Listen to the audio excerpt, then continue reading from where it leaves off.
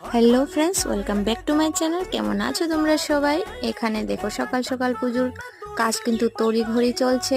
আমি ভোগ বানাচ্ছি আর অলমোস্ট ঘরের পূজা হয়ে গেছে। ওইদিকে যে যার মতো পুজোর যা লাগে সব কিছু তৈরি করছে। এখানে মায়ের ভোগ, সুজি, লুচি সমস্ত কিছু। তারপর আমরা সবাই মিলে চলে গেলাম মায়ের জল ঘট ভরতে।